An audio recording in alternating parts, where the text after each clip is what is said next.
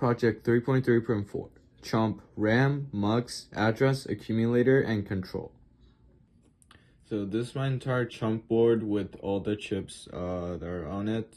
These 4 LEDs indicate the step or the line of code that the program is on.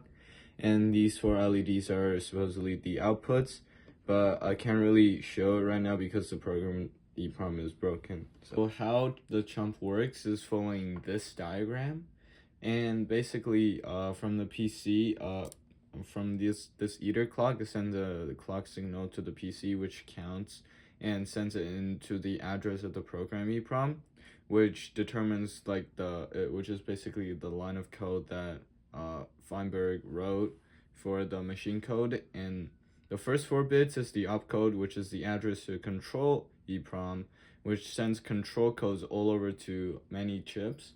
And there's also the last 4 outputs of the program EEPROM are the constants, which goes into the MUX, and the MUX selects between the constants or the memory bits, and due to the last bit of the opcode, that determines whether it is selecting the constant or the memory constant from the RAM.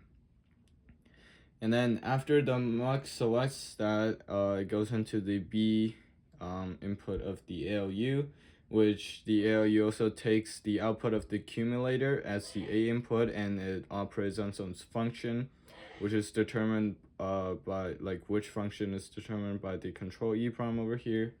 And after it performs this function, it sends it to the accumulator, which stores that value, and then also in some cases, when the control code calls for it, it will store it into the RAM. And as I mentioned before, the RAM will sometimes give the value to the MUX as a memory constant if the control calls for it.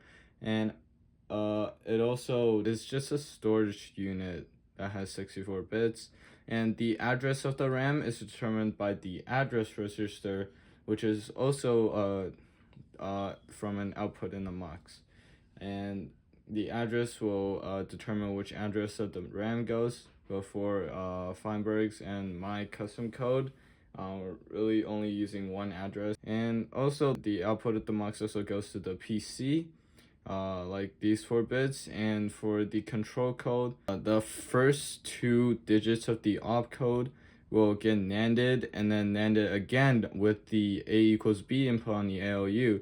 So that means that only when it's necessary, it will activate the load on the PC, and the PC will go to whichever line it's supposed to, which is given by the output of the MUX. And there's some other things, which is this 7-segment display right here, which is connected to all the outputs of the program and control EEPROM, so that when building, I can see that they're displaying stuff.